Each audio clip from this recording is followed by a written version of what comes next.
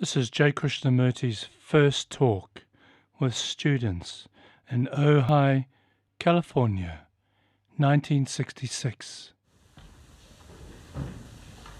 I think I first came to Ojai in 1922, 44 years ago. Mr. Sherman Thatcher used to invite me here very often and used to come over where we used to live. A lot of things have happened since then.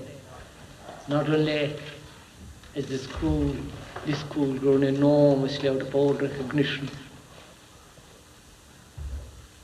I don't think I've been here for many, many years, and all this is totally new. And I don't know how seriously you want to talk about things, or do you want a casual talk? I don't know. So we'll try both.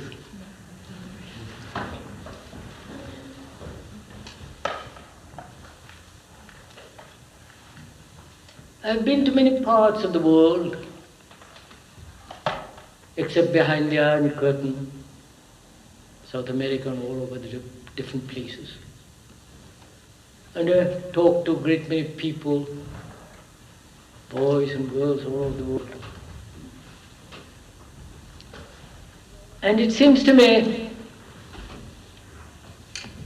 wherever one is, there is an important question being asked right throughout the world. The question is, what is education? Why do we live at all? What is the meaning of all this utter chaos in the world? Because as you know, historically, there have been 14 or 15,000 wars since 5,500 BC. That means 2.5 wars every year. And war has been going on, and nobody has been able to stop it. Religions have tried it to tame man, his violence, his aggression, his brutality, and it has not succeeded. And I believe only there has been one religion, which is Buddhism, that has had no wars in its name. And after that, Hinduism. And of course, Christianity and Islam have had I don't know how many wars. So, education has not stopped wars. No, education has given peace to the world. You may have peace in Ojai or in America, but there is no peace in the rest of the world. There is no peace either in this country.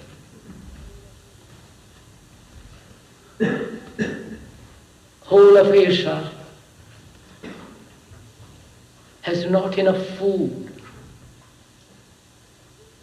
Overpopulation. I go to different parts of India,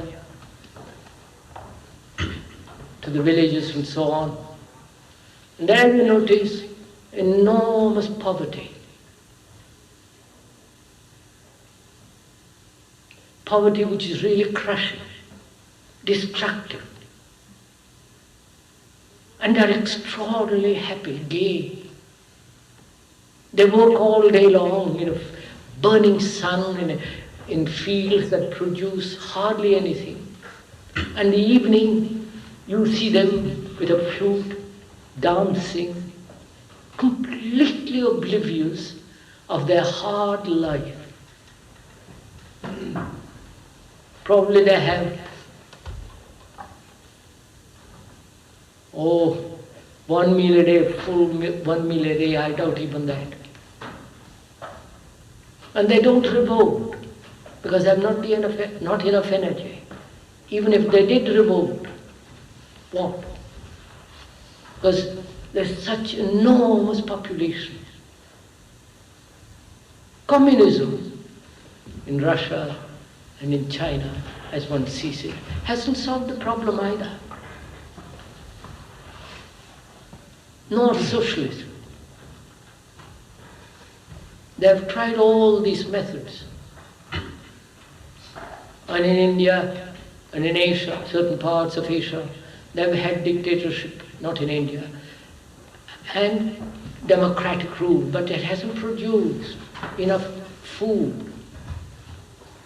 Overpopulation, there has been no control, birth control and so on, so on. Technological development in this country, the know-how is spreading all over the world. Japan, in parts of Asia and in India. And technology has not solved the problem either. And I talked to some scientists, and there was a time when we thought science would solve everything. Because science can produce enough food, clothing and shelter for millions and millions of people. But nationalism, sovereign governments, prevent that solution. Religions have divided man. Christianity, Mohammedanism, Hinduism, Buddhism, and there are so many of these. They have divided the earth, and nationalities have divided the earth, and everyone practically is at each other's throat. The hectic competition in this country and the frightening competition in Russia, in Germany, which is going on. And all this is going on in the world, though man is supposed to be more advanced, having been educated. There are so many universities, so many museums, hundreds of concerts. Oh, I don't know how many books there are printed all over the world. Serious, flippant.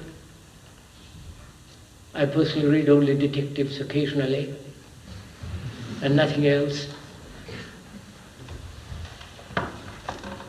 No philosophy, no religious books, no statistics and so on. But I've got a great many friends in different parts of the world, intellectuals, scientists, artists, musicians, and so on. And the central problem, it seems to me, which we all have to face, is what is going to happen to man. What is happening?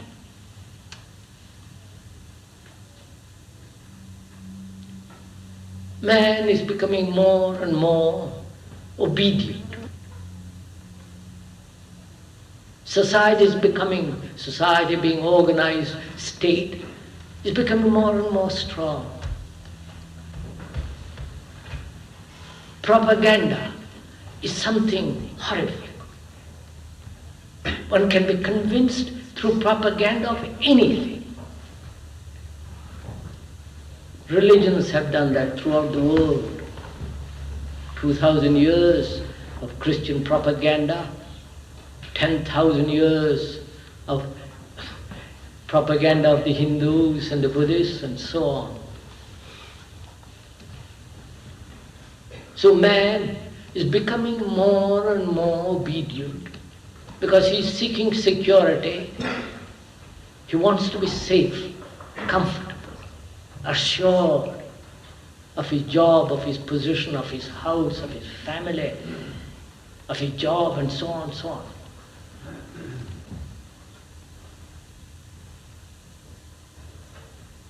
And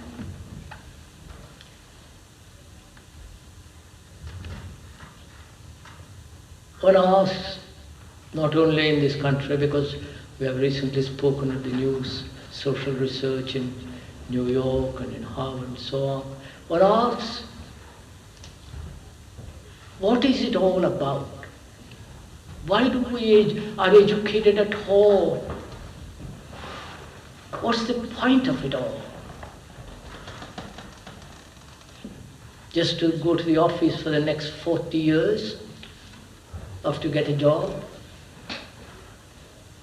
fall into the trap, and never possibility of breaking through.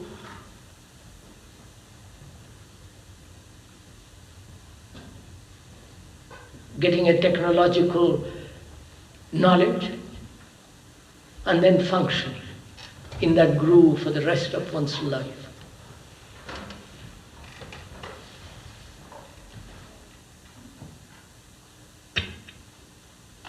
Or a scientist, one becomes a scientist, and one can perhaps invent new things or see new phases of life and so on.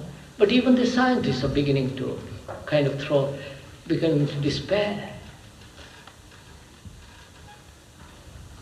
So, wherever one goes, this question is always asked, by the young or the old, what is it all about? And the more clever, the more sensitive, the more bright one is, the greater the question, the greater the urgency. And as no one answers that question, and really one has lost faith in the older structure of society, with his priests and leaders and all the rest of it. So one takes to drugs, LSD, because that seems to open a door to some new experience. But that doesn't solve the problem either. You know, in India, at one time, many centuries ago, they found a leaf, and they called it the soma. And they used to eat that. It was a kind of drug, like the Mexican miracle mushroom. And that leaf died. And since then they have invented I don't know how many drugs, always trying to escape from this terrifying, utter, meaningless existence of life.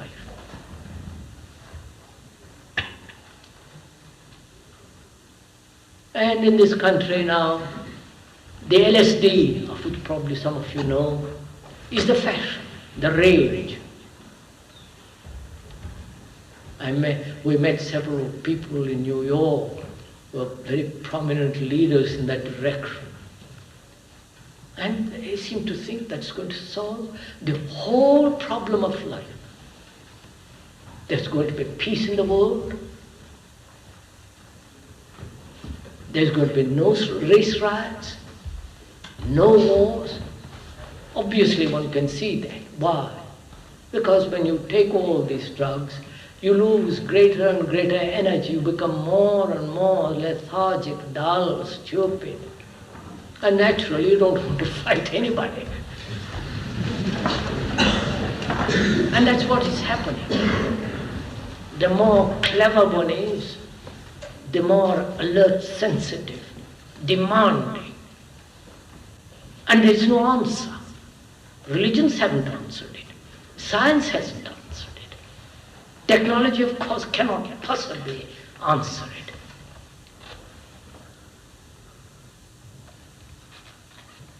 And one thinks one has some kind of drug that will answer this whole mystery.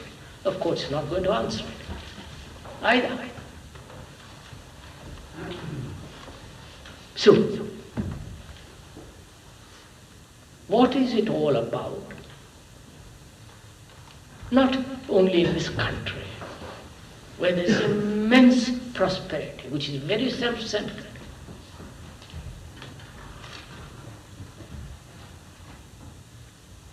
And you have no idea what poverty is.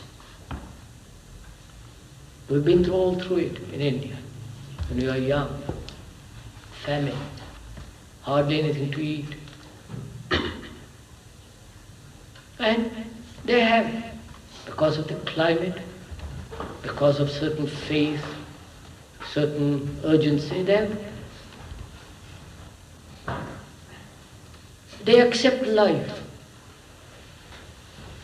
They say, this is our, to use a Sanskrit word, karma.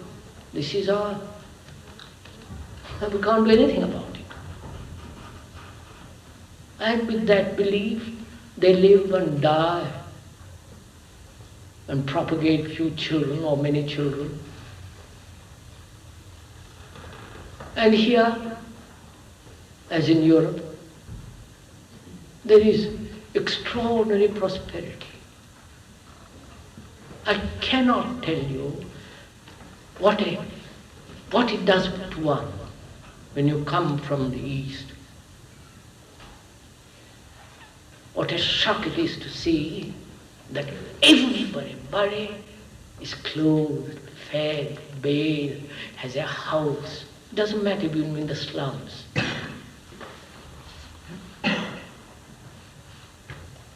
Overfed, strong, tall.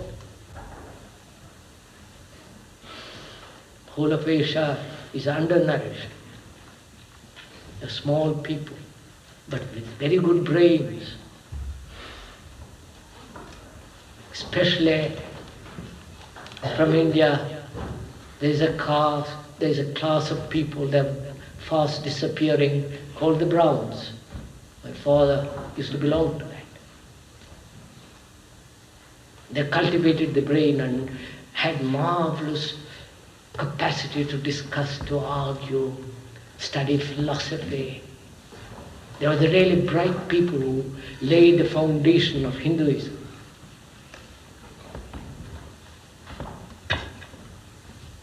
And when you go through, coming from the East, come to this country, you really are rather appalled by it all. I hope I'm not depressing you, because I'm just showing you the facts. We're not being depressed or elated, we're just the facts.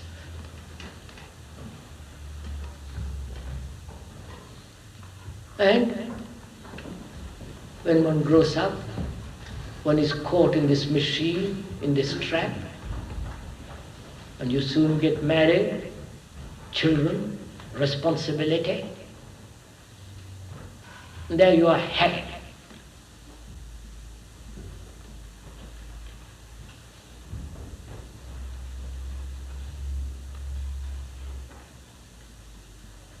And one never asks fundamental questions. One daren't ask.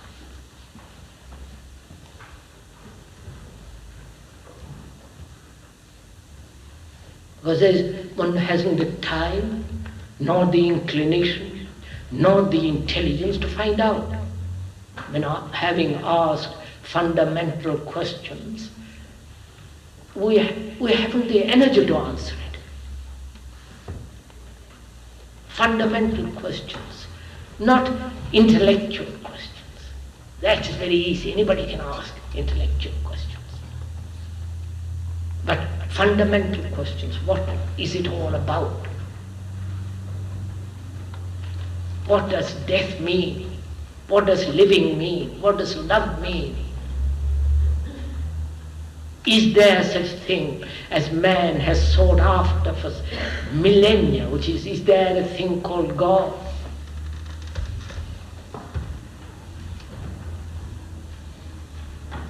What is the individual? What is a human being?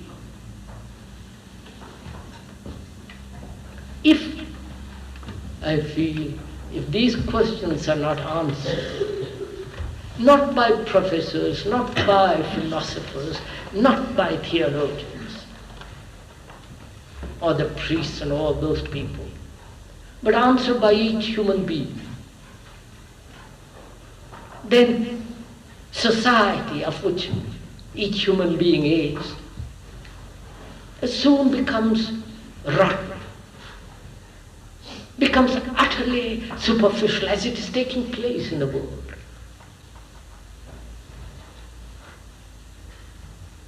Because the world is now concerned more and more with amusement. And we want to be entertained. And you go, I saw the other day an advertisement where, or a picture, which I forget now which it was, of inside a church where they are dancing. You understand what it means? Being entertained in a church.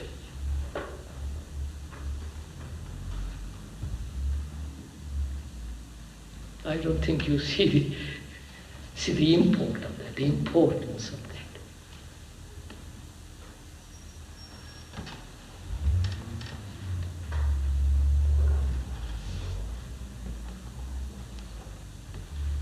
So, I know a boy. He has taken the highest possible degrees. Extraordinarily bright boy. PhD in mathematics, PhD in law in England. And I don't know how many of them. He goes back to India and wants a job because he has to support his father, mother, sister, brother, and there are many of them. Because in India there is no organized structure. Every family has to support itself. So he hunted jobs all over India, got little jobs, so $100 or less than that, every month. So he came to see me one day and he said, "Sir, I don't know what to do. I have to support my father, my mother, educate my younger brothers and sisters." We talked about it. And a friend of mine gave him a job. But he couldn't live on that. Couldn't support the rest of his family. So one day his father wrote to me that he had committed suicide. I know several people like that. Either they go off their head, become neurotic, or commit suicide. This is going on right through the world. So, what does education mean?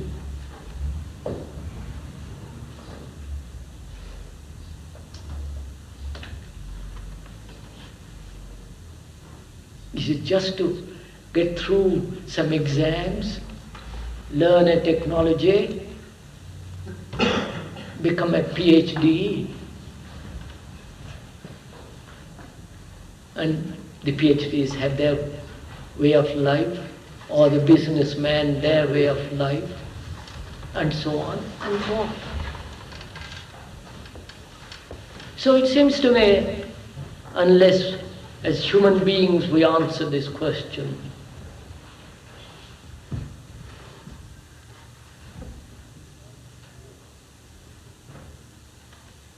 our society, whether this society or the society in Russia or in Germany or in India, will soon decay, which it is decaying.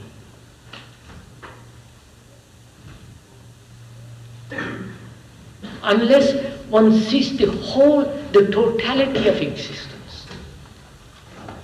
You understand? The totality, that is, that one must be educated, that one must earn a livelihood, that one must live with a family, righteousness, morality, ethics, goodness, all that totally.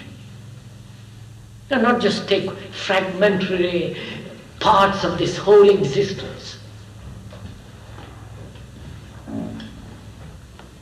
Unless one does that and deal with the whole of life, not just partial life as a businessman or as a scientist or as a this or that. I don't see how human beings are going to come out of this frightful mess.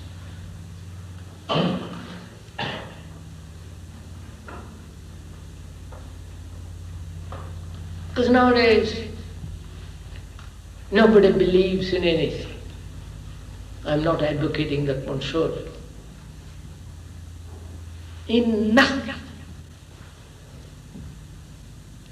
Perhaps except one's own fulfillment, whatever that may mean.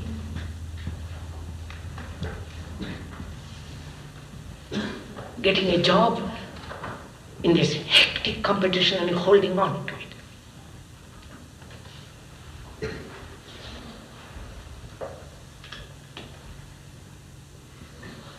And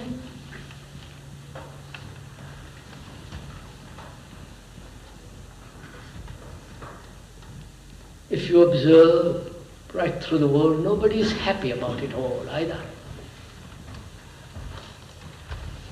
Nobody has a smile, natural smile on his face, except when one is young. One can smile happily, looking at the sunset or at somebody, or laugh easily. But as one grows older, it is something they've lost all that.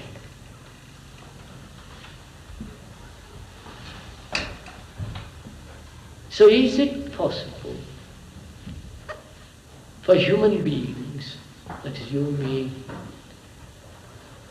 to completely transform ourselves?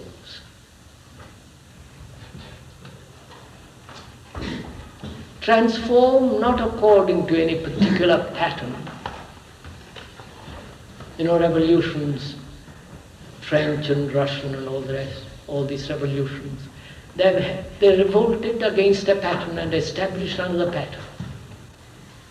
So they never escape from living in a pattern. The Russians under Stalin and company, I don't know how many millions and millions they've killed because of an idea, because they had a concept of an utopia. And after that slaughter, revolution, they are repeating, coming back to the same old pattern.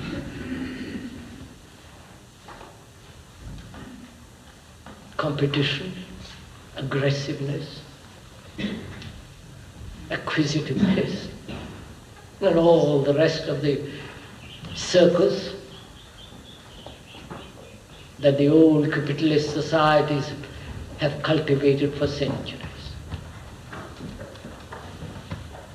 So, unless, it seems to me, education, which is the cultivation of the total man, not mere acquisition of knowledge, not swatting up some books and passing some exams, but the total man, his sensitivity, his capacity to think freely, if there is such thing as can thought ever be free at all.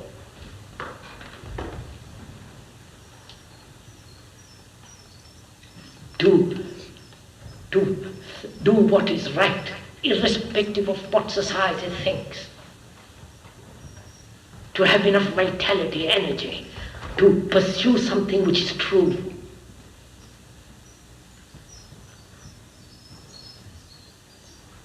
Unless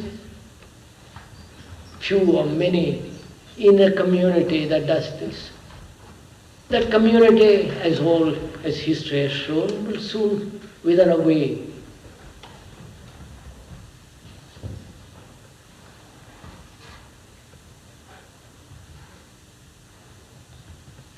So it seems to me, having looked at all the world,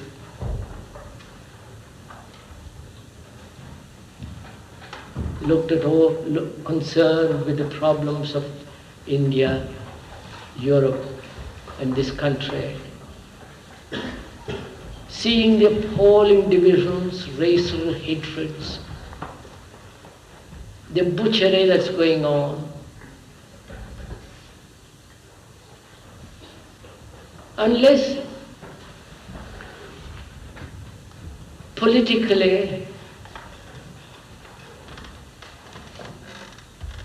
which is they bringing about unity of man. That's the only problem politically. There is no other problem.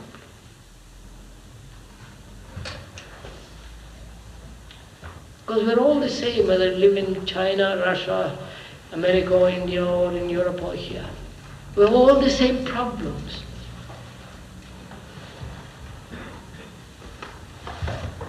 We're all the same agonies, despairs.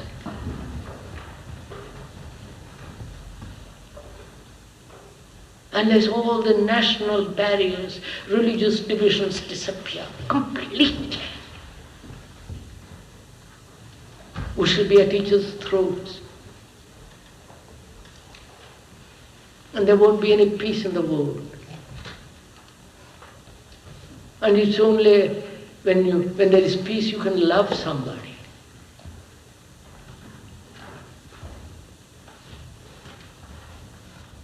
So, to come back, one has to ask, it seems to me, why one is educated at home? And what does education mean? Does it mean just to conform to a pattern which has been established? Or to set up a new pattern in which one is caught again? Or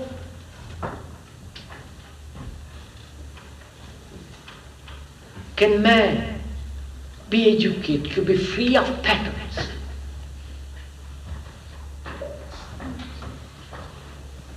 Free to function, not as an American Russian with his formulas, with his prejudices, with his all the rest of it.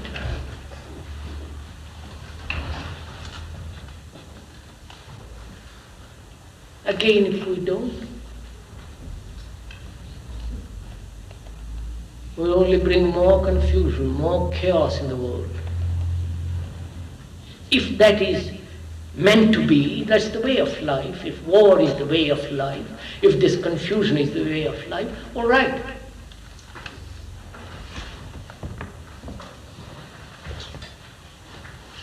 But to accept it seems to me the utter limit of folly.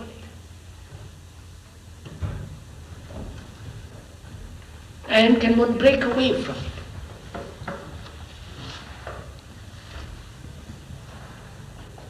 Not by growing long hair, tight trousers, this, that, God only knows. And that's all too obviously silly.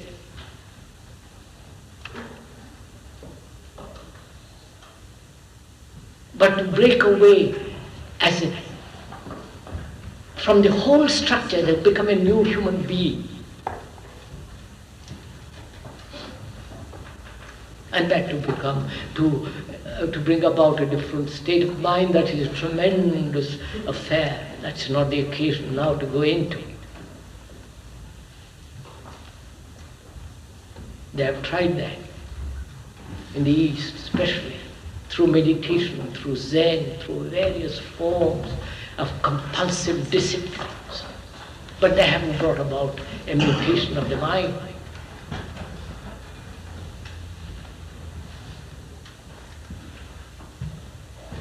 So living, as you as you mostly do, in this extraordinarily lovely valley.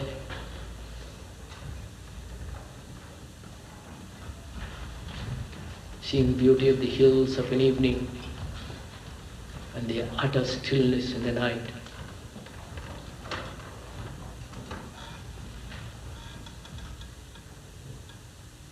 And entering into a world that is full of problems,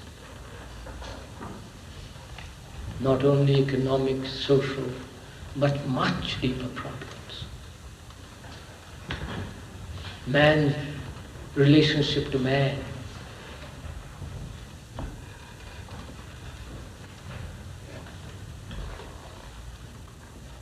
So, as I've talked enough, I think perhaps you would ask questions, we can talk about it.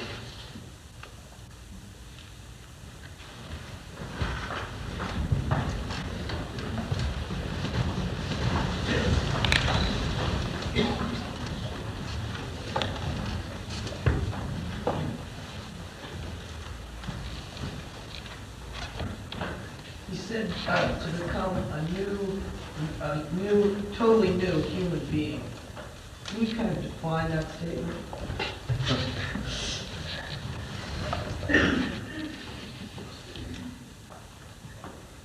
So, definitions are easy, right? Very easy. But definitions and explanations are not the thing. I can explain in words what is involved in it, but mere acceptance of a definition or a formula doesn't bring about the change. So that's a fact.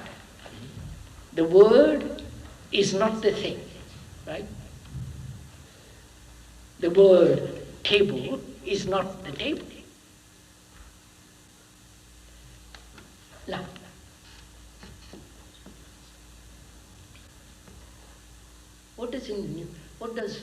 how does a new thing come into being? When the old has ceased to be. When I cease to be a Hindu. When I cease to be greedy, competitive, unafraid.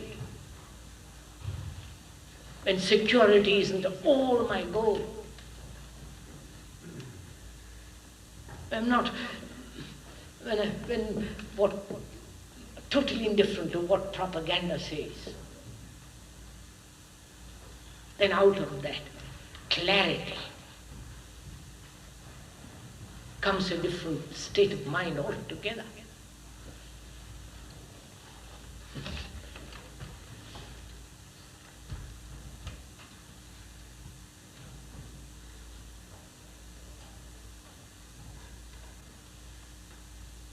So, go on, sir. Well, I can't hear. If we did reach a society of peace where we didn't have problems or anything, then we'd assume there wouldn't be any challenges in life. And would this make life worth living?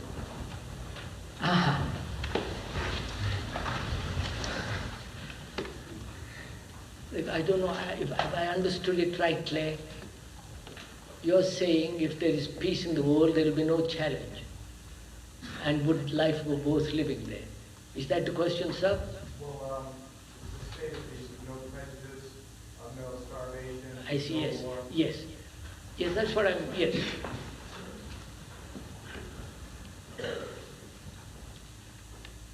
As it is, actually as it is in the world, what is living? Not your idea and my idea of what living is. What is the fact? The actual fact of what's going on in the world. What is going on in the world actually is war. National divisions. Tremendous prejudices. Race against race, color against color, and so on. And the appalling exploitation of the organized religions. And the conflict, both outward and inward. That's what we call living.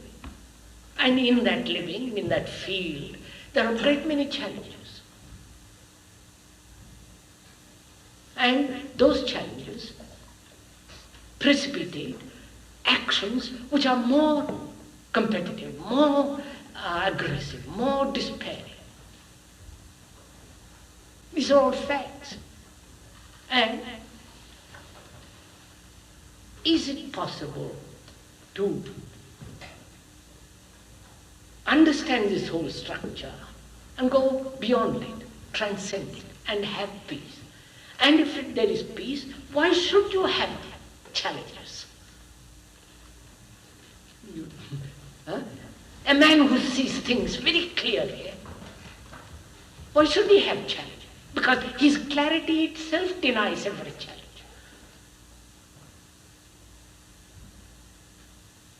It's only the man who is asleep, who is confused, needs challenge.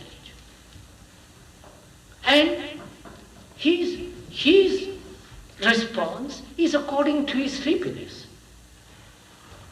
according to his confusion.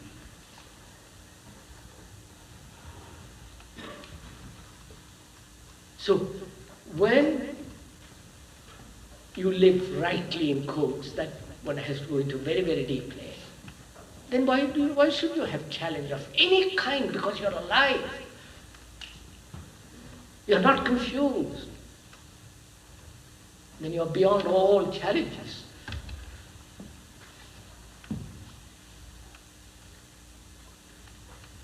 Please, sir, I'm not trying to be dogmatic, but going into it.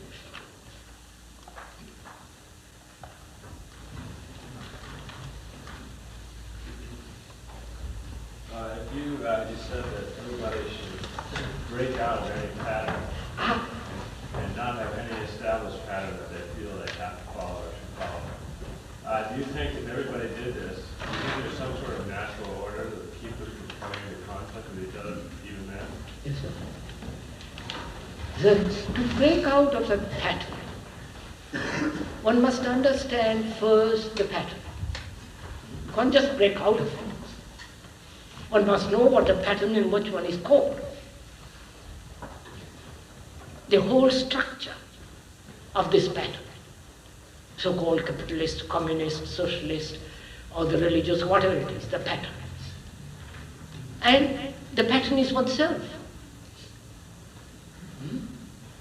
You are not different from this pattern which society has created.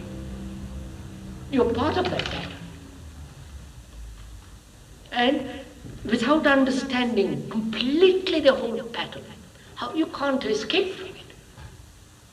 And when you understand it completely, not as a reaction, then you won't fall into another pattern, another groove. And after all, society, as it exists, is afraid of our human beings to be free. Freedom is generally said to be against order.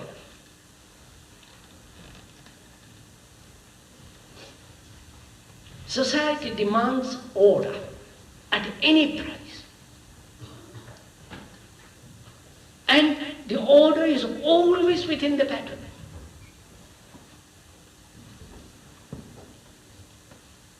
And within the pattern there is no freedom. So, does freedom deny order? Or there is order only when there is freedom? And that depends what we call freedom. Freedom is obviously not revolt, not a reaction, not a blind denial of what has been. Freedom can only come, seems to me, when you have understood this whole psychological structure of society of which one is. Understand it, not verbally, intellectually, emotionally, but really go into it. Then out of that, one has freedom. Therefore, that freedom is tremendous order. Because to go into this psychological structure of which we are is in itself tremendous discipline.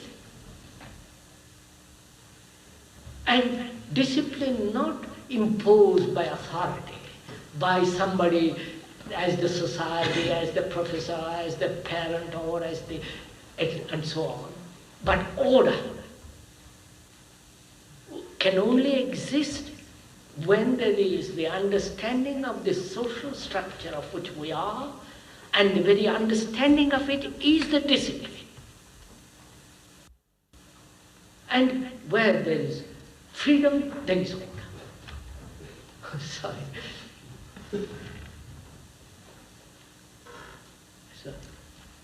You spoke a moment ago about man achieving a clarity of vision, an orderly mind, so that he does not need challenge any longer, because no challenge, because his clarity of vision would surpass any challenge.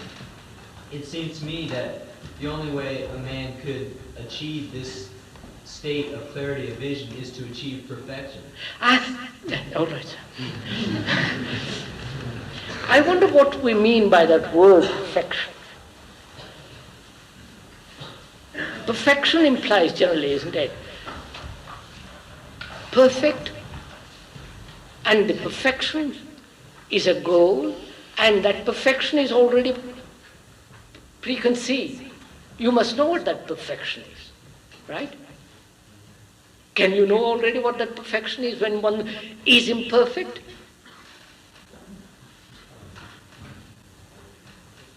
I am confused, right? Mettons, suppose I am confused. And it's no good my saying, well, out of that confusion I conceive something perfect.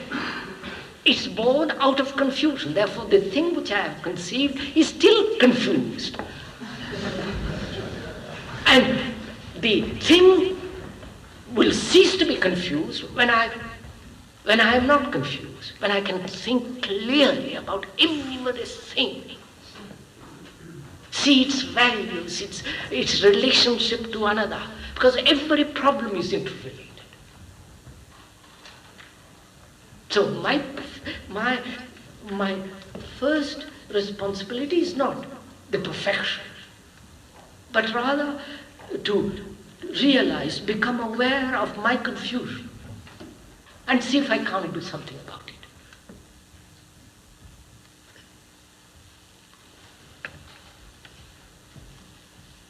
Yes, sir. Before you start a talk, what do you think you're going to accomplish? And after you finish, what have you accomplished? Quite right, sir. Very good question. I'm afraid nothing. I didn't come here to accomplish something. I didn't come here to convince you or anybody of something. When I talk under those trees there, I'm not doing propaganda. I'm not out to convince anybody of anything, which is silly nonsense to convince somebody about something. And when I leave, as I shall leave in a few minutes here, it's up to you. If you want to do something, do it. If you don't, all right.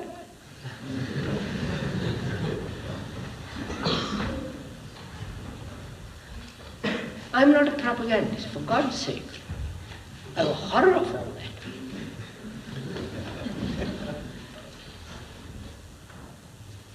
So, a man with a motive is always a dangerous man. You follow? Avoid him like pest.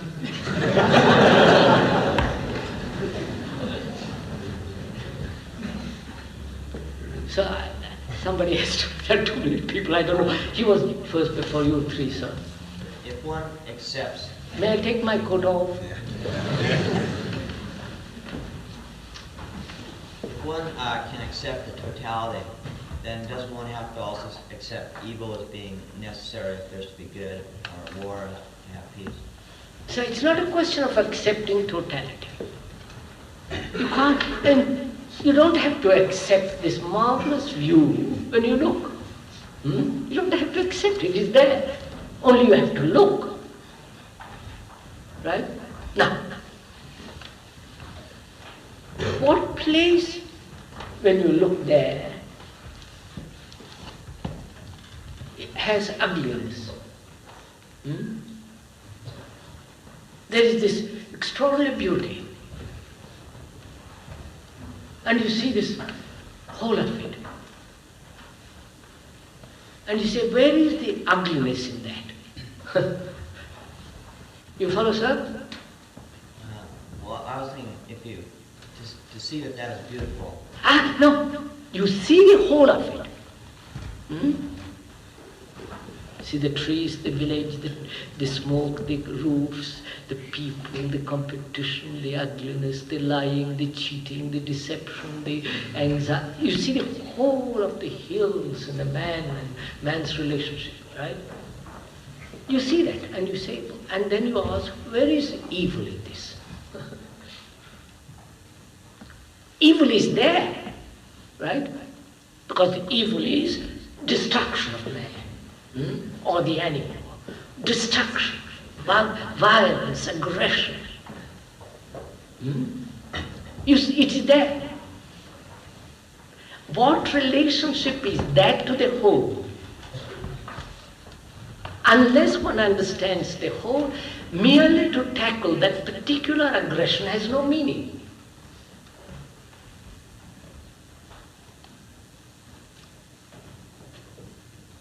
Look, sir, there are many politicians who have met all over the world, very clever ones. They are supposed to be doing a lot of good to people, which they are not. And they are only concerned with a little part, you understand?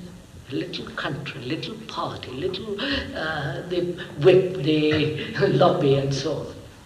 And they are not concerned with the wide world of man. And they said, unless you solve this problem, what's the good of considering the whole?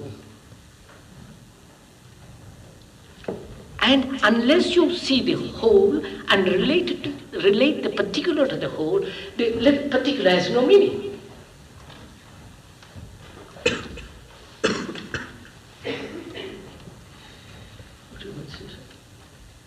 When a person reaches the clarity of mind that we're speaking of, does this bring him closer to God, or does it eliminate a need for God?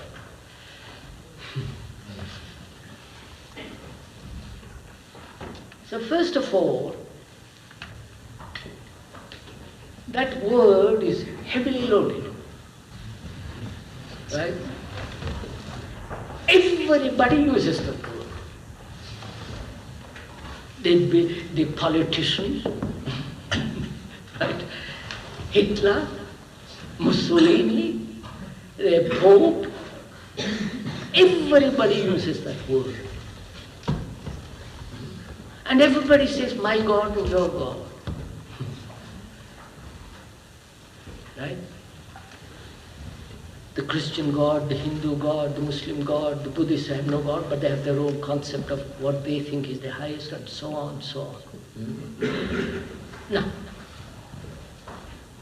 if you want to find out what God is, and if there is such thing, right, one must be free of all these concepts. Right? And which means one must be free of all fear, because these concepts have been created by man through fear. Fear of my dying, fear of losing a job, fear of my wife running away with somebody else, and so on, so on, so on. So to find out if there is such thing or not, as that word implies, God, one must first be totally psychologically be free of fear.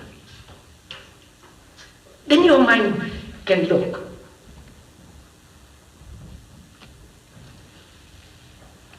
And that look is out of clarity. Well, when you state that you can't define perfection without actually being in that state yourself, how can you define the perfect existence of man without having been in that state yourself? First of all, sir, let us clear all the obvious things that bring about a conflict in man. War, nationalities, religious prejudices, racial prejudices, the aggressive, competitive urge to be better than somebody else, position, prestige, and all the rest of it. Let's remove all that, psychologically, inwardly. Then you'll find out for yourself whether there is such state of mind which is really peaceful, really clear. But to remove all the impediments requires tremendous awareness. That which one going to, that's a great deal of inquiry, that is.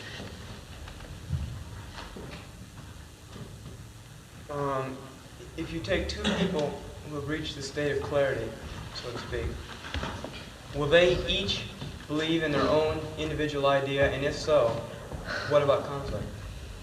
Because Quite right, sir. But look, if you and I look at that same thing, at that microphone, and we both know that it's a microphone, not an animal, there is no conflict. But we must both see the same thing. Right? What matters is that you and I see the thing actually as it is, not as you think it is, as I think it is.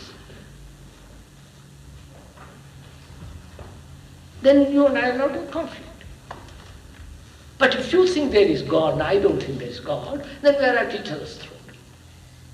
But if we say, look, let's find out, which means no fear. Yeah, but you say that the individual idea is good. No. I didn't say individual idea is good. First of all, look, what is the individual? Is there, first of all, such thing as an individual?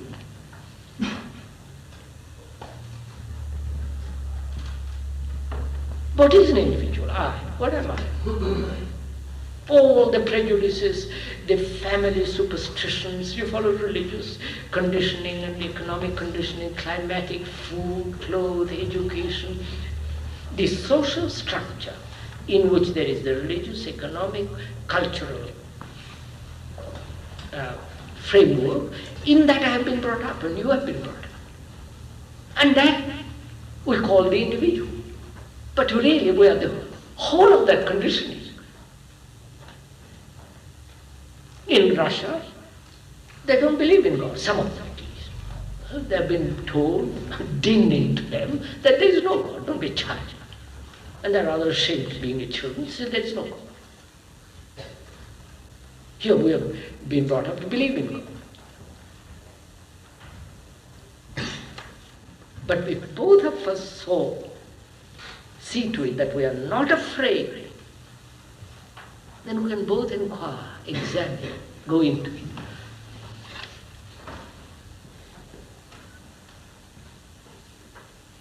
Yes, sir? Well, the world is a balance between good and evil, as such. And I don't quite see how then, if you destroy all evil, you can prevent the destruction of all good. This is a supposition that balance is between good and evil. I don't know who thinks that. Marvelous idea. But actually, it isn't so. I love to think the world is perfect. There is war, there is peace, there is starvation, there is well-fed people, people with enormous money, comfortable, good houses, and other people who have nothing at all. If we say this marvelously organized world, perfect harmony, I'm not laughing at you, sir, there is no answer. But if you say, look, my God, there is these people who have absolutely nothing and somebody else everything. Somebody who has lost his brother, his wife, his son, dead, and somebody doesn't even know what death means. And this idea that in the world there is harmony, it's a nice philosophical, theological idea, but actually it is not. You are clever, I am not. You are aesthetic, you have got refinement, sensitivity, you can see things clearly and I can't. So I compete to be like you. Because you have more money, it gives you money, position, prestige. It makes you get up on a platform and talk. And the other fellow has he's just lost. So, harmony can only exist when there is a certain sense of affection. But we have no affection. We have no love. We're full of hate, jealousy, occasionally a feeling of kindliness, occasionally not self-centered thought.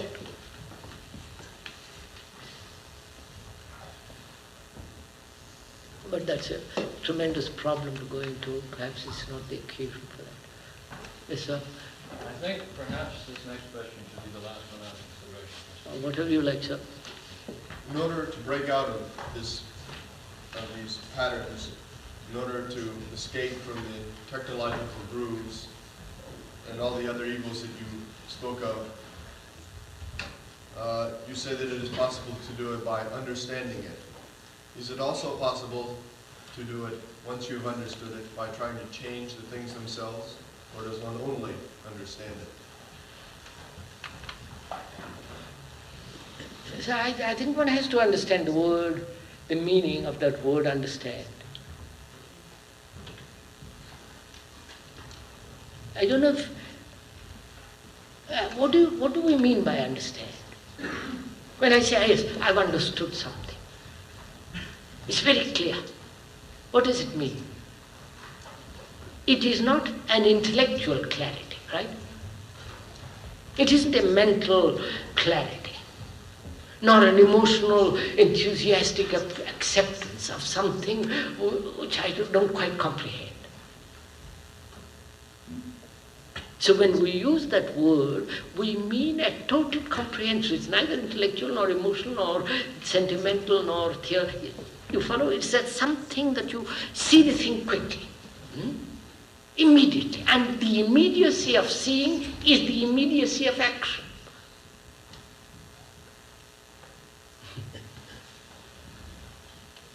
If I see something dangerous, there is immediate action.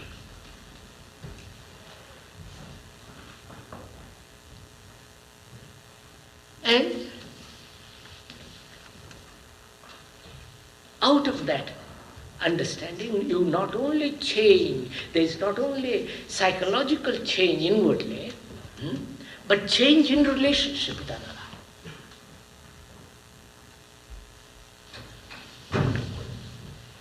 Right, sir? Yeah. Thank you very much.